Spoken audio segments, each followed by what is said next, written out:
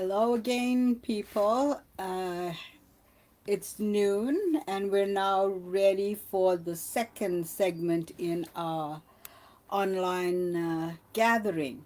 This feels rather a bit like the energy of the gatherings at Grandfather Commander's Lake to me.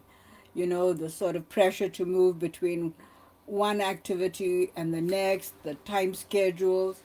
Now is when the elders and the people will be being fed and we'll be getting ready for the next activity.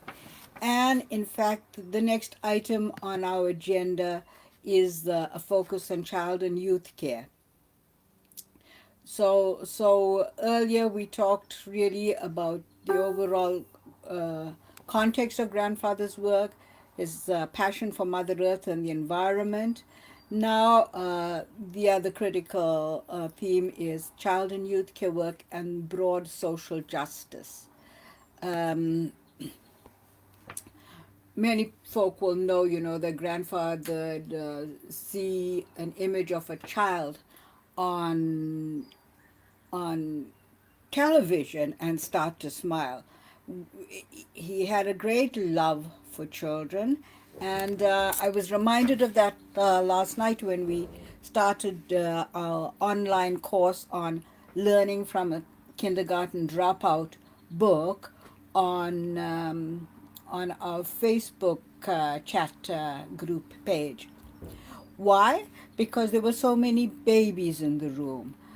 Some of the people who participated in the course had young children with them, babies, toddlers, and things like that.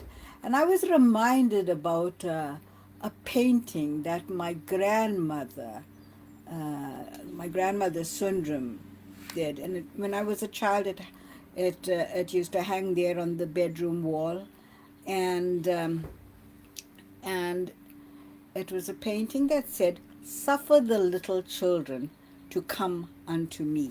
My grandmother was the wife of an Anglican priest, and so she was using a quotation from the Bible at this point, something that Jesus would have said. And I was always fascinated by that word, "suffer the little children to come unto me." In contemporary language, I guess it was a word that translated to allow the little children to come unto me. And in fact, it is a very special energy and a special, um, really, focus of our work, particularly in these hugely challenging times. Indigenous peoples have always reminded us about the seventh generation. Their thoughts were always about the ancestors who came before and the children who were yet to come. And so at the present day level, we would always have to be walking with respect and keeping both those things in mind. Because as we walk the earth, we are walking on the bones of our ancestors, and those bones become part of earth, and what grows out of earth brings us health and brings us challenges. I'm uh, thinking also about the future generations, and some of the reactions to the crisis appear to be cleaning up a cleaned up atmosphere, um, more healthy waters, ocean waters, and things like that. So maybe it's contributing to a regeneration of life. So really, it's quite critical for us not to fall back into old normals that don't contribute to a healthy environment for future children. Uh, at this stage, I'm hoping to invite my sister, Zeni Thumbadoo, who is a passionate child and youth care worker, to join me to share a little bit about her work. And Zeni, where is she? How am I going to do this? Because I am trying to see how I do the phone call. Okay, in any case,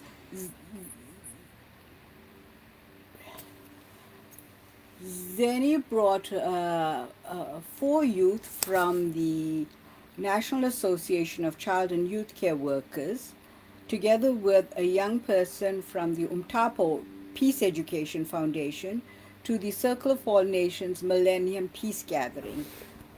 And it was a very special event where these young people created all sorts of artwork that we still share at Circle of All Nations gatherings to this day. Here now you will see one of the young people, if I ever get this right, and her coach, a childcare worker, preparing some of the artwork. They brought a special quality of art and creativity to our gatherings. They brought music, so they were part of Garnet's concert and created music and shared music with us.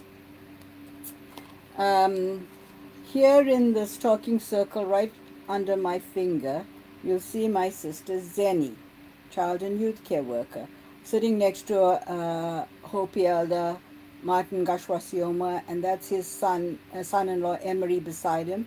The lady next to Zeni is actually the representative of the Martin Luther King Foundation, and of course that's Donald Marshall Jr. beside her.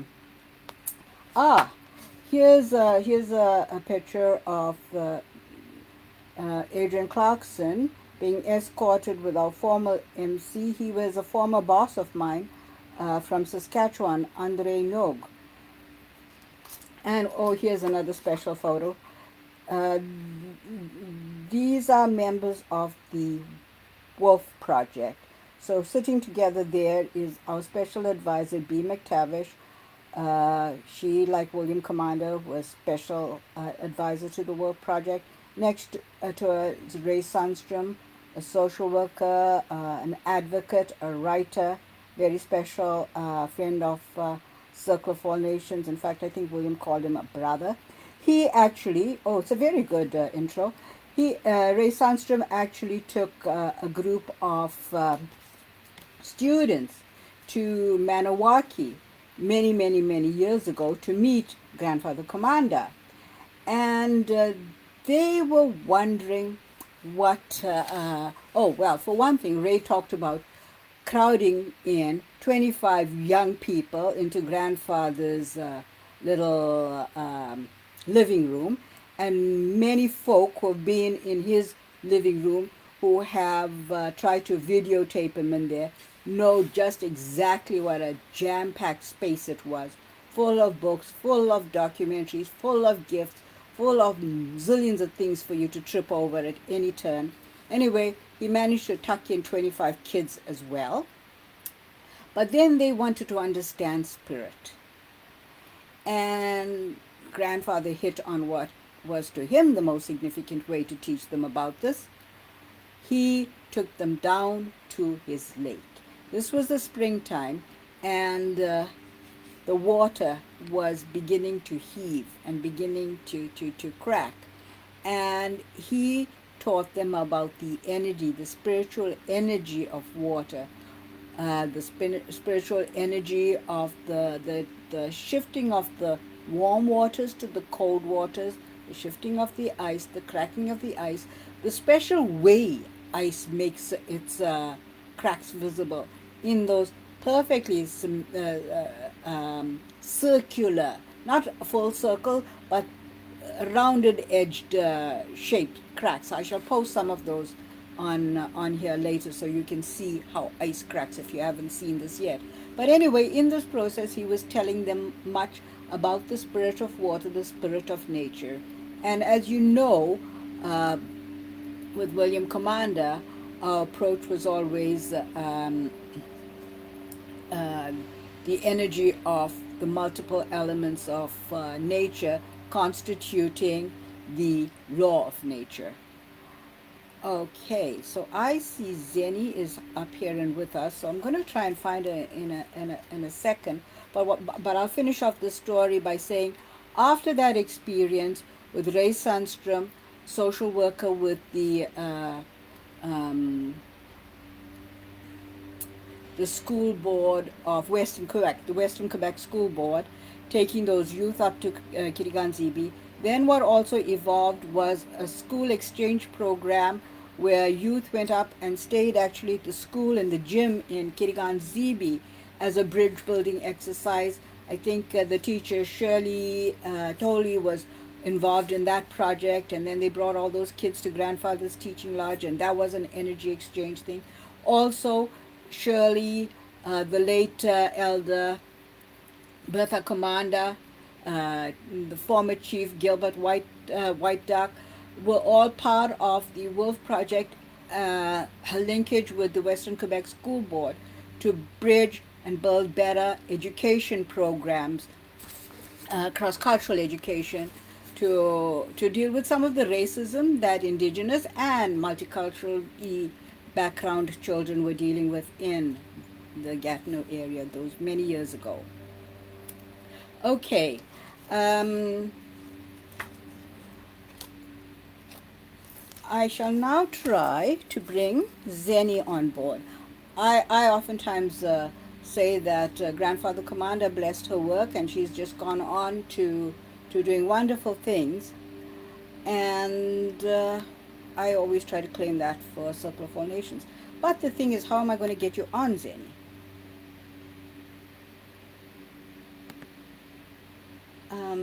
Stay on this page. Excuse me a second, folks.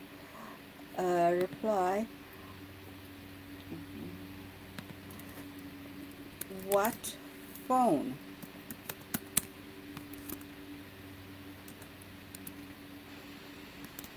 Call me on Facebook or WhatsApp.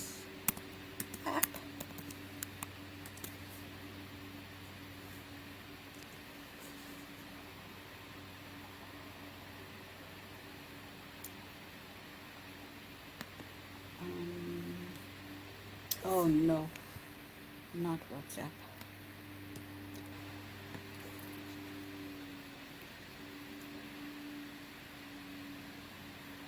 Okay, so we haven't gotten our acts together quite well with this yet.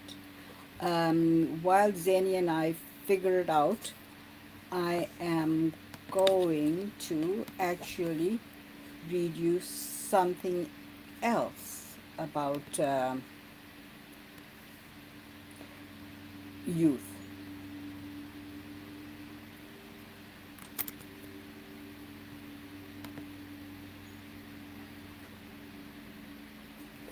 Oh my goodness, that's not working so well. Okay, so what I wanted to share with you here is another special person, another special friend of ours, Donald Marshall Jr. We're going to talk about him later in the context of justice and things like that. But in this instance, I want to tell you that he was incarcerated when he was 16 years old, and he ended up spending many years in. Oh, pardon me, Donald Marshall will have to wait. Let me answer. Hello, Zenny. Hello. Hi, how are you? I'm very well, Romola. How are you doing? I'm holding up. I was Yeah. panicking for a minute because I didn't know how I was going to get a phone call message to you. And of course, when I thought about WhatsApp, I realized that little cell phone is hiding in my bedroom and not available at the pinch. So I'm very grateful that you've called. Okay.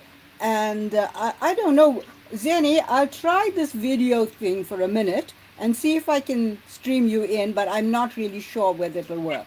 Okay, My so video. Okay. let's try it. Okay, now I don't know, maybe people out there in the world, can you tell us whether you can see Zenny in South Africa, no less?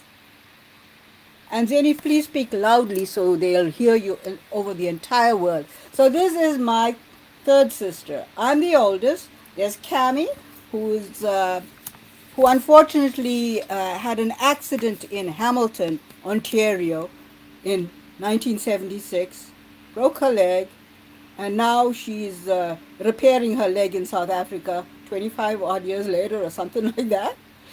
And then comes Zeni, and Zeni is my child and youth care passionate worker sister. And then we have a younger sister, Beulah. Beulah is the one who actually got me on the thread of understanding environment, because she's the one who led me to Aldo Leopold and all those kinds of environmental thinking. Beulah is a storyteller before we began to hear that word, because she was very um, much engaged in promoting books and education. And our sister Cami is the librarian, and it's only now, after about 8 years of being back at university, that thanks to some kind people at the library, I managed to put a foot in there and feel a little bit of confidence. But Zeni and I are more the folk with people out there in the social service world. And so I've been entirely inspired by your hard work, your dedication, your incredible team that you have behind you, and how you inspire us with so much. And of course, right now, with so much in the context of the current crisis. So, Zeni, over to you. And I do hope people will tell me whether they can see you. Hello, Romola, and hello, everybody around the world. Just to say that it's a pleasure to share my experience of being in Canada so many years ago with a delegation from South Africa, a young delegation of youth who came to share how we were looking at transforming the child and youth care system in South Africa. We had a wonderful opportunity in a new democratic South Africa to create programs and processes for young people that were fitting with protecting their rights and introducing a restorative approach to their work. And then we came to Canada to share that. But I think that we also had the wonderful opportunity of the Elder William visiting us in South Africa at a time, interestingly enough, when we were looking at designing the concept of Safe Park with our Danish colleagues and developing a place for children to play, because we were saying that children have a right to play.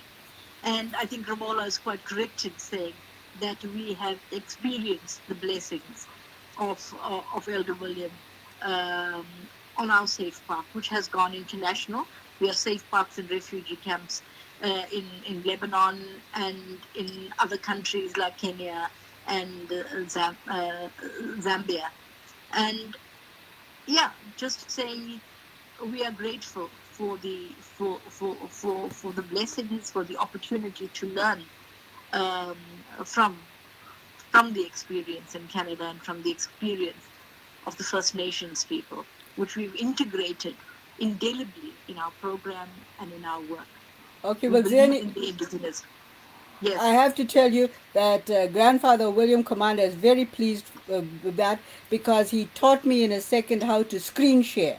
So you are in fact visibly live, and he yeah. obviously wants you to keep on going. So please use this opportunity as long as you like to share and teach us. We know we need to understand really much more deeply the passion you bring to this childcare work, the kind of innovation that you've taken globally that we desperately need in Canada and other places.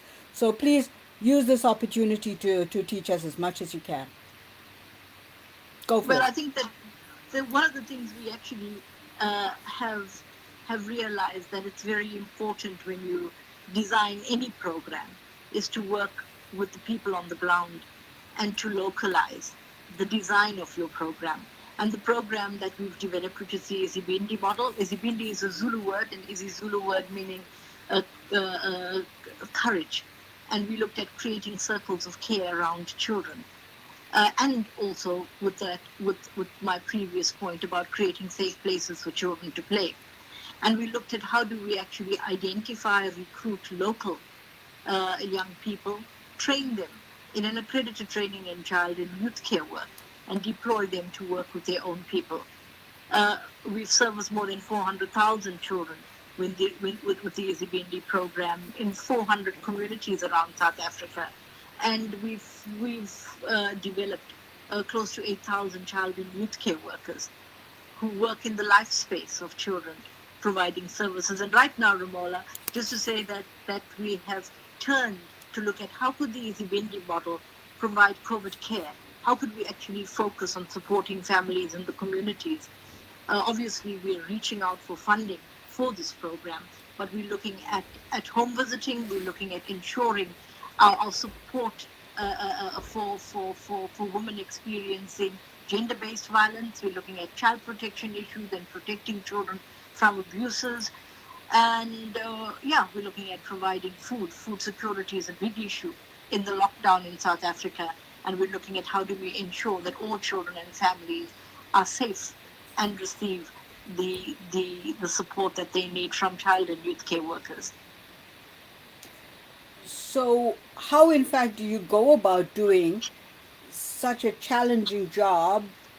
Because your program is there in the cities, it's in urban areas, it's in rural areas, it's in isolated.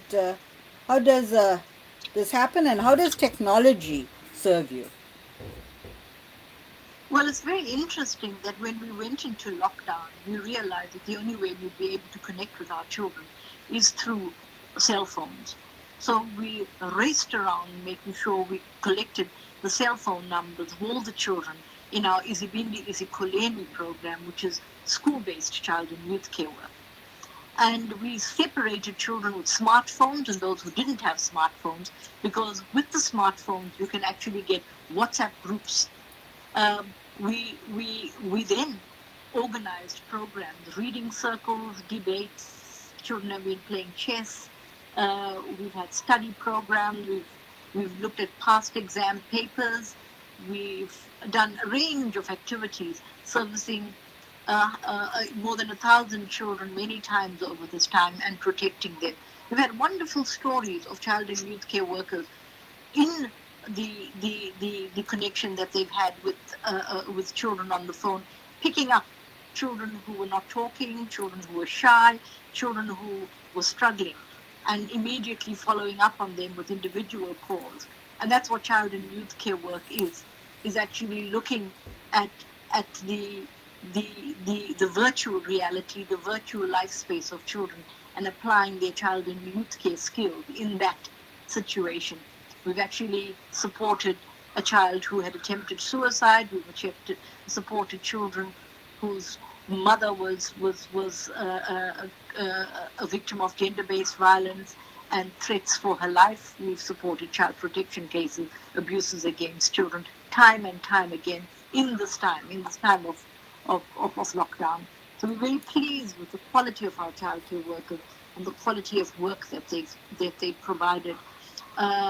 Bravely, because we declared as essential services in South Africa, which means that we can go to home and provide food parcel and provide the support that families need. Okay, so I'm just thinking back on the early days, 20, 25 years ago, when we used to talk about all these kinds of practices. And I used to kind of label you as belonging in the social work field because I was working in the criminal justice field. But over the years, you've explained to more and more of us quite clearly what you intend, what you mean by child care worker. So, can you elaborate on that for those of us who may not have given it as much critical thought? Well, child and youth care work is focused on the child, obviously in the context of family and a community. So while they contextualize the child in those contexts, their focus is to actually respond to the developmental needs of children. And these are children in community, children in schools, children in residential care settings, with the purpose of supporting them in the space where they are, and we talk about in their life space. Um, our, our, our job as child and youth care workers is to be focused on working, and we talk about this as our characteristics of child and youth care work, working in the moment, noticing things about children, positioning ourselves in ways that would help children, being present in the lives of children, helping them experience our presence and our focus on them and their issue. We also in South Africa have a very strong child rights focus, and all our work is captured within the framework of the UN CRC, where we are looking at ensuring that children's rights are protected. So that provides us with an opportunity to bring the advocacy and the aspiration for social justice into our child and youth care practice. So we are not just caring for children, we're recognizing that that caring for children requires us to advocate for children's rights to be met in the context of the caring and in the context of developmental care, in the context of the activity programs that we offer them, in the context of the behavior management processes that we provide to them. Yeah. So, I mean, my God, that sounds so awfully complex and uh, involved to somebody like me coming from prison. Uh, how do you train people who are perhaps even less exposed than I was to a little bit of social justice? How do you train your child and youth care workers to deal with such complexity? It's very interesting to say that originally we had a training called the Basic Qualification in Childcare, and it was based on the Circle of Courage, which is the medicine wheel. And the person who developed that model was Martin Brokenleg in partnership with Larry Bentro, and we found that the concept of the medicine wheel or the circle of courage had a had a resonance with South Africans, particularly African people in South Africa, and they identified with the concepts of belonging, mastery, independence, and generosity, as we describe it in our training. And we created this training that we use very effectively in promoting and developing the child and youth care sector. After, in the democratic state era of South African child and youth care work, it was essential to develop accredited training. And so now all our child care workers are trained in training that is accepted by government. It's accredited training trained by accredited child and youth care workers. And we have professionalized the child and youth care sector in the field. We have a professional board for child and youth care work established. We are licensed to practice. We are declared at the moment as essential service workers in South Africa. So we're really proud of the journey that we've traveled. And now we're continuing our advocacy for good conditions of service and salaries for child and youth care workers. Wow. So Better salaries. wow. So that's pretty in- incredible, really, that you are declared essential services. Can you tell me, is that common in other countries that child and youth care workers are declared essential services? I actually can't answer that confidently, but I know that child and youth care workers, particularly in residential care in other countries, are all working at the moment. Okay. Everybody is servicing children, so children in care are priority, and and child and youth care workers are providing, I believe, wonderful services for children in care around the country. Okay, okay, well, that's really pretty interesting. Over here, I think we've been much more focused on the healthcare system and the garbage collectors. Yeah, I think in South Africa we're understanding the value of psychosocial care and the focus of protection for children in the child and youth care sector. And what's amazing is the spirited practice that we see people walking the extra mile. Uh, child and youth care workers willingly going out to protect children. They hear about a child protection case and they are out to actually make their presence felt. So we're looking forward to two videos that I will send to you when they come up that UNICEF has taken on the work that we're doing during this lockdown time, demonstrating how we're actually supporting families and how our virtual connection, how our yeah, our program of keeping connected with children while we're on lockdown has worked effectively. Okay, well, that's very interesting. And thank you for mentioning UNICEF.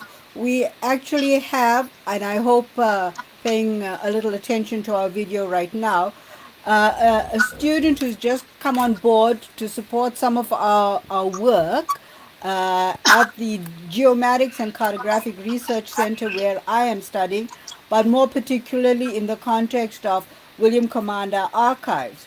And I've just discovered that Himani is also engaged with the UNICEF Club at Carleton University.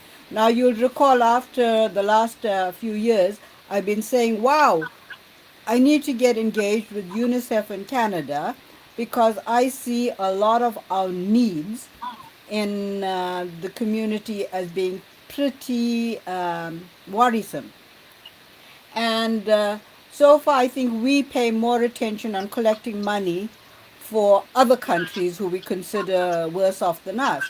But I do believe we need to be paying much more attention to what's happening here, and not only in First Nations communities, but definitely in First Nations communities, because we all know about the systemic injustices that impact both on and off reserve communities. As a matter of fact, Zeni, right at this moment, one of our youth presenters at our Millennium Peace Gathering from 20 years ago, Juanita Enns, is actually doing a fundraising thing to collect soaps and stuff like that for families in BC.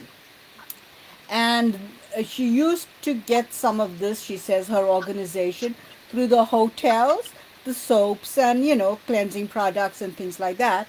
But now the hotels are all shutting down. So that supply isn't helping them uh, distribute to the isolated communities in BC. Um, and of course, if you followed some of our other news in Canada, you know how those communities have been devastated by lots of stories about murdered and missing women. Some of the things actually you heard about in Thunder Bay a couple of years ago. But in any case, Juanita Enns did a presentation. She was barely 15 or 16 at our Millennium Gathering about poverty, and now she's working, now herself a mother of two 11-year-old twins, working to collect money for this initiative because there's such an absence of cleansing products in those native communities during this time of dire crisis. And Juanita, I hope you're paying attention too, because please put a link to your cause on our Circle of All Nations page so other people can hear and perhaps find ways to respond. But over to you again, Zeni. Yeah. Well, I think that's a very important work, and I know that here in South Africa as well, the issue of the the the soap, the sanitary needs of women and children are being met as we actually look at providing resources to them as well. Very basic needs need to be supported in the context of the coronavirus and the lockdown. Okay. And then, as we've talked about UNICEF, you found in South Africa a lot of support from your UNICEF colleagues Yes, to. yes. We have a specialist child protection officer, Micah, who has been amazing in her support and commitment to children and ensuring that children are appropriately protected, and saw the value of child and youth care workers playing a key role as child protection officers. Now, you might know that UNICEF supports child protection officers, and we've actually looked at how would we be able to ensure that all our child and youth care workers, in their practice, demonstrate that they are meeting the competencies of UNICEF's expectation of a child protection officer, and in that way creating the opportunity for child and youth care workers to be seen as the child protection workers for UNICEF globally. Okay, so now that you've introduced that word, thank you very much for telling us about that, because that should be pretty inspirational for Himani and others, who are so interested in these issues. But can you tell me now then about the work of your Global Alliance on the Social Service Workforce Alliance that I've been fortunate to dip into as we connect every May in Washington, D.C.? Yes. I mean, I was Uh, there at the very initial meeting when actually, hopefully, one of our other colleagues will be coming on board later in the afternoon. This is a friend of William Commander's, David Berry. And at one of our visits, in our first visit in Washington, D.C. together, we stayed in David's apartment. And did yes. your colleagues from Global Alliance not come and meet us in his home? Hey, David, I hope you're hearing this. It's kind of cute. Yes. Okay, so go ahead. Yes. It was Amy, Bess, and Mari who visited us there on that first trip when we stayed in David's most beautiful apartment. Um, the Global Social Service Workforce Alliance, I think, recognized that while we see the health sector so much more developed globally, that the social service sector seemed to be limited, and limited in terms of of of being recognized, being supported to professionalize, and in many countries in Africa as well, both social workers and child and youth care workers have not been well recognized and supported.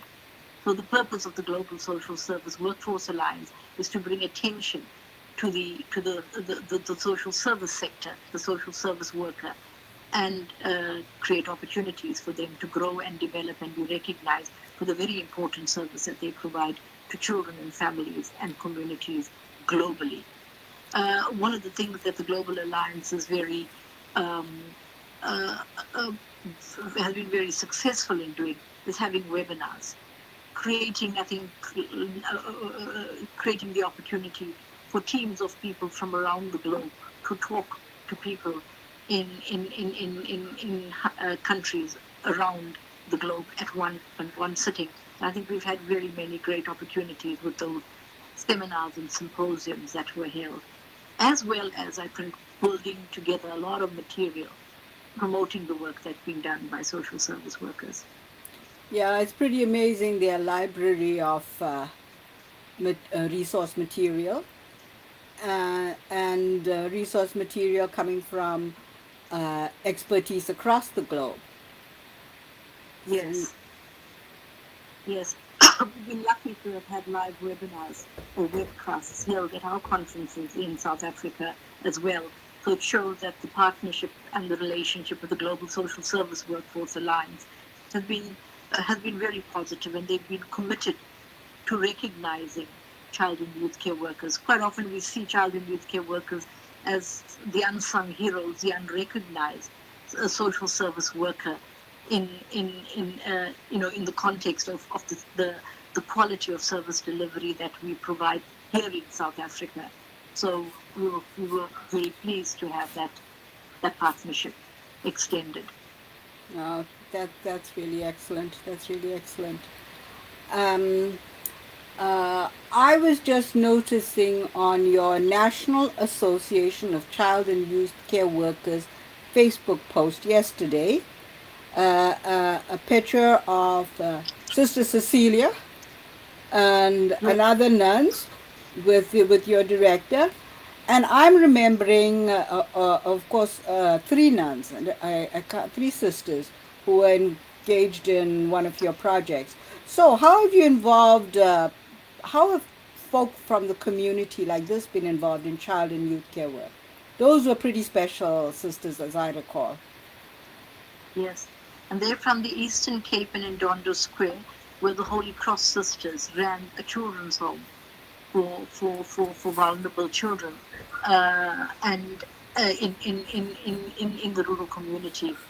And when we looked at new policies and talked about transforming the child and youth care system, introducing preventative and early intervention programs so that we wouldn't need to remove children into residential care, realizing that that might not necessarily be the best place for them. They were were one of the early children's homes that said, come and teach us a new way. Let's look at how can we do outreach in communities and prevent children from coming into a residential program rather than promote children coming into a residential program. And in that way, we started what we call the family preservation program, supporting families and strengthening families to look after their children so that they wouldn't be removed. And in fact, that gave birth in time to the Izibindi project, with the sisters also, the Holy Cross Children's Home and the sisters replicated. We had a state-of-the-art safe park that was built by the sisters for children in Okay. that community. Yeah. Wow. Well, that's pretty incredible. And actually, I'm thinking about Ndondo Square, and it's reminding me of a theme that our friend Stephen McFadden introduced in our earlier segment, which was he talked about deep agroecology. But I recall these Isibindi community gardens. I've got photographs of them actually. Uh, there you have those amazing high mountains looking nothing but brown. And then there on the flat little space, there were the goats and the cattle, and then this community garden, an Yes. oasis of green that the community was using to produce Yes, so sustenance. that was the community garden that was attached to the safe park.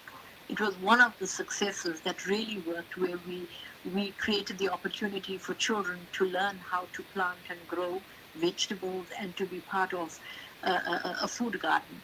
Sometimes family members would come. And the community had food gardens, but also the children had their small patches of garden where they would do a little bit of gardening before they played, and then before they went, they would take spinach or whatever was growing at that time so that they would be able to take it home. It was really a beautiful garden attached to a safe park, which I think was a very innovative idea. Not all our safe parks have gardens, but that was a very special one. Well, I latched onto the special one, and not only for that reason, because I'm just now remembering your park, your children's safe park, and I'm remembering the playground and the runaround thing that they had. So what was happening over there was a circular thing that kids moved around, but as they moved this thing, it generated power. Do you recall what I'm talking about? The, Yes, yes, it was the game that the children play when they swing around on a roundabout, and when they swing around, it actually pulls out the water, uh, uh, and and allows us to actually gather water in that process into a tank. So it was quite an innovative idea, yeah, as well. yeah, that was Yeah. pretty, using the energy of youth to, uh, yeah, Well, to access Romola, some with of the that, resources of the earth in less invasive fashion. yeah, yeah.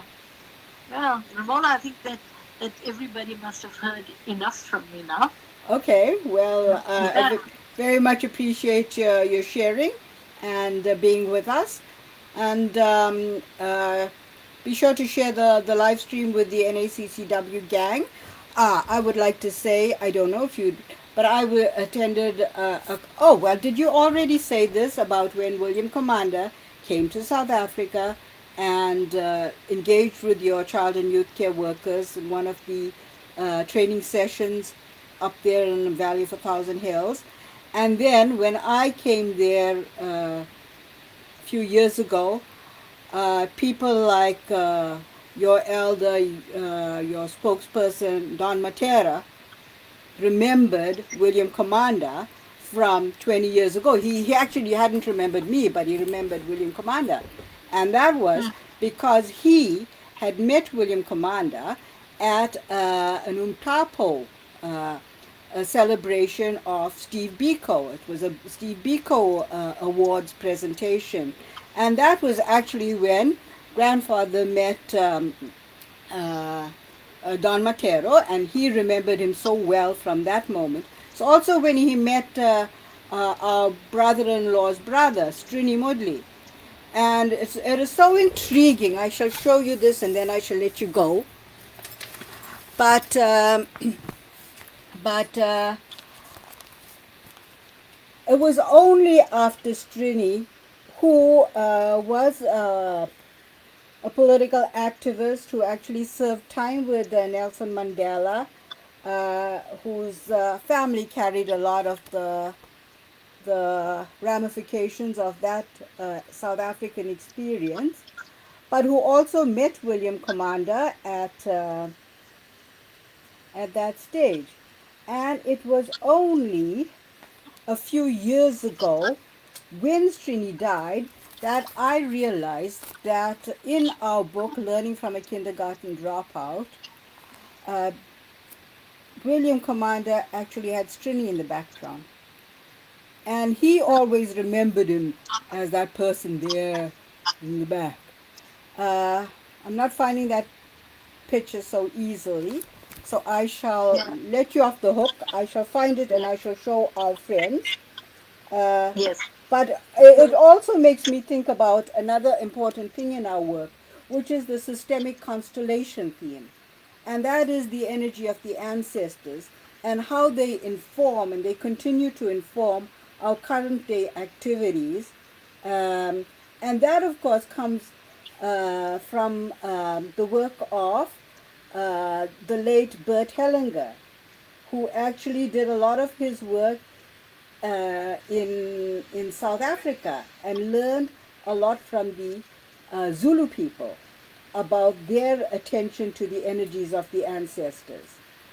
And in a sense, that systemic constellation, the resolution of the issues of the past, the pains and the grief of the ancestors, remains like an important part of the thread in the journey to healing. And Yeah. Strini is now reminding me of that. Yeah. And as you spoke earlier, when you spoke about the patron of the NACCW, Dr. Don Matera, you reminded me about something he's always said to child and youth care workers that we hold dear in our heart. He says, on your mark, get set, go. But before you go, turn around and take someone with you.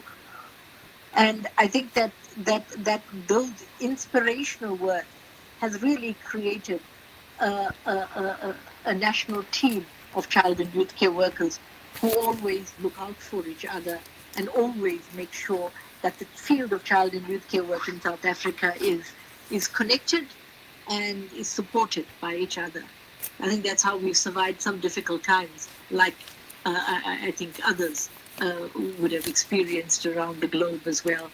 But Romola, thank you very much. Thank you for the opportunity to share this very special moment with you. I didn't really think it was going to work out, and there it has on Friday night here in South Africa under lockdown as well.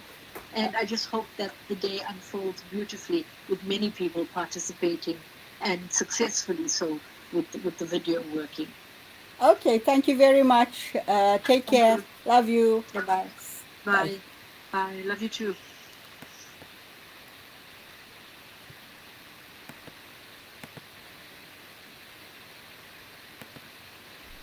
Well,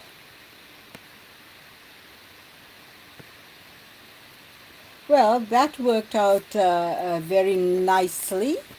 And I do, so thank you, Zenny. Thank you for the NACCW team. Thank you for all the passionate workers who I've been fortunate to meet and engage with a little bit. Thanks for sharing all of that with us. Okay, and now I do see that Jane has appeared on my screen, and I'm going to just do a quick call in case I can get her online and see if Jane McMillan can join us. Um, and we'll see.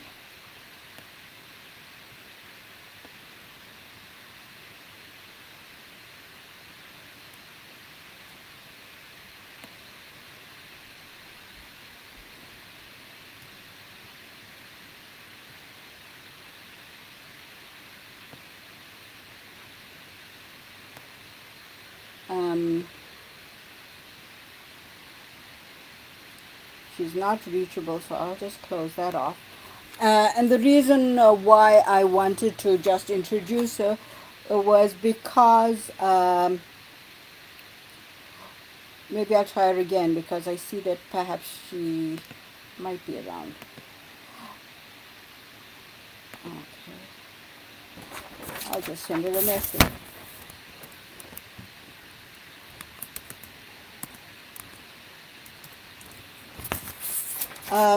Was because before Zenny came on board, I was actually going to show you this thing that I just found today, and it's the newsletter of the Aboriginal Justice Learning Network, and we called it Link. And who's the we? It's Rod Carlton, who was a communications person working with us at the Aboriginal Justice Learning Network. One day we went on a drive and we tried to figure out a good name for this little newsletter. And we came up with this word, and it means learning, innovation, news, and knowledge. Link, and that was what our Link newspaper was about. But it was sort of magical because when we flipped it around and we translated it into French, it became l'apprentissage, l'innovation, l'expertise, et le nouvel. So it was a really marvelous word that enabled us to say what we were trying to do with our Aboriginal justice work. One of the key players in that work was our friend Donald Marshall Jr. And at one stage, the department created this Donald Marshall Senior Youth Cultural Camp documentary. And I'll read you the text that we have from maybe 1996. This summer, the AGLN, the Justice Learning Network, produced a 25-minute documentary on the Donald Marshall Senior Youth Camp, a cultural camp designed to introduce troubled or at-risk youth to traditional Aboriginal spirituality and practical skill development. The impact of the camp on many of the youth has proven to be truly remarkable and has attracted the attention of Eastern justice professionals who are now sentencing some youth as part of their rehabilitation to the Marshall Camp. The documentary can be used by a range of justice and youth workers interested in the effect of traditional methods as a way of dealing with troubled youth. In Saskatchewan, the police in Regina and Saskatoon are engaging in similar cultural activities with Aboriginal youth and are reporting positive results. That, sadly, was 20 to 25 years ago when a lot of the restorative justice practices were introduced.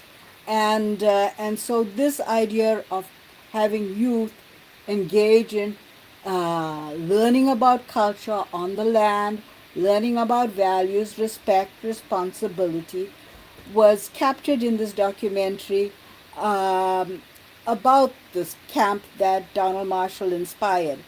partly inspired, of course, because as a youth, incarcerated from age 16, pretty well raised in a federal prison, a child raised in a federal prison for many, many years, he was super anxious about the risks young people face in the world he was growing up in, the world he saw still remaining the same when he was released from his uh, unfair incarceration. So he was passionate really about this outreach to youth.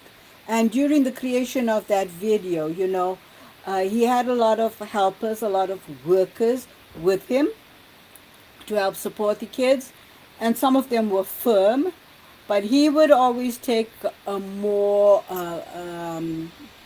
understanding approach to to engaging with the young people and bringing them along to realize how they needed to work to better strengthen their opportunities to, I guess, live and survive despite some of the systemic and racist oppressions and other deprivations that were impacting their choices and their lives. But along the way, then, he became part of our learning network. He became part of our Circle of All Nations work. Became actually a critical player with William Commander. Brought many youth to our gatherings at in Maniwaki. And just the other day, I was talking to his nephew, Paul Bradley, who perhaps may put in a comment on our page. But Junior brought him and a bunch of young youth, Mi'kmaq youth from Nova Scotia to one of our, or maybe several of our Circle of All Nations August gatherings. And I recall that one of the young guys, I think it might have been the grandson of, yes, the elder Knockwood, who became a great helper in Three Rivers Kitchen in Maniwaki. And when the gang were ready to leave the gathering, he was nowhere to be found. He was so busy working. He later, I do believe, became a professional chef. So it shows that some of that attention and that support um, helped many kids find themselves. I always felt guilty because I really never did support the camp in the sense of finding or seeking funding to ensure its ongoing operations because I was so preoccupied with William Commander work. But it's sad that some of these promising initiatives have been stalled along the way.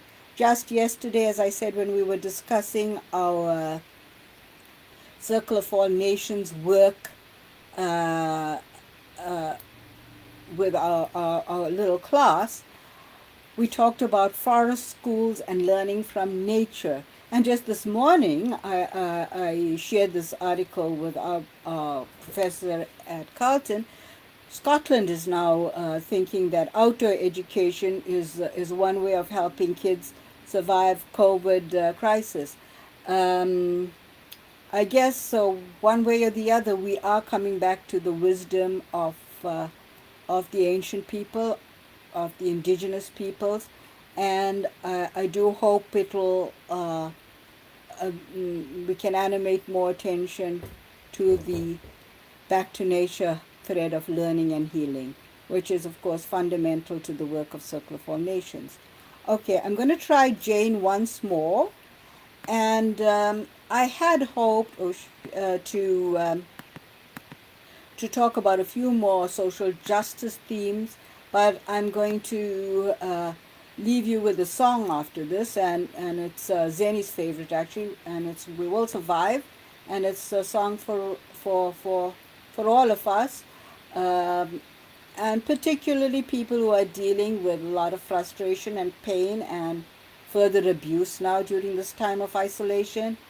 Uh, it commemorates really the struggles of murdered and missing women and murdered and missing peoples, and particularly as drawn to our attention by indigenous women. Frida Ends being one of them. I don't know if you guys know, but when they found the first Picton victim and were looking for ways of dealing with the unspeakable grief, Frida called Grandfather William Commander, and he offered the first prayer for the families and for the victims and for really all of us, because we were dealing with such a unspeakable story. Uh, and he sent his prayers over the telephone wave lines. Years later, Frida brought some of her CMP colleagues who were working on that file to meet, and they met with grandfather, and that is probably the early 2000s at the earliest. It's sad that this is still such a tragically painful story.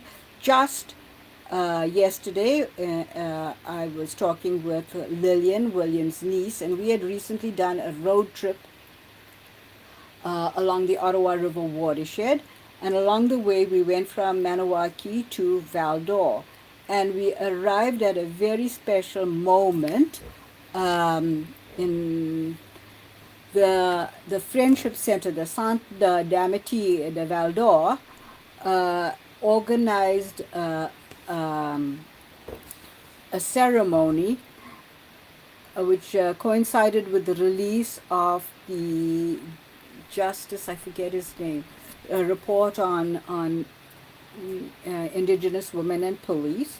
And also, it was a commemoration of one missing woman with her parents there in the creation and the actually the presentation of an art creation expressing the grief of the community and also the hope for healing. And I shall post a photo of that because it was very powerful to be there in Val d'Or at that particular moment by some strange chance and witness a healing moment in the story of murdered and missing Indigenous women.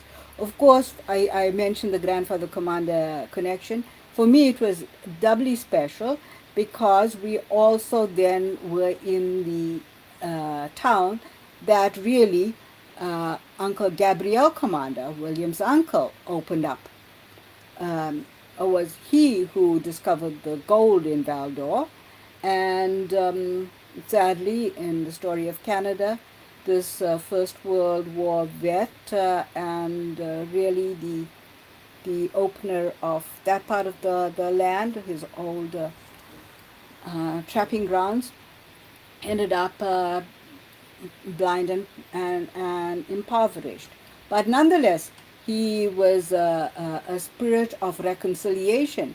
He had learned English, French, and Algonquin, so was able to write in all those languages.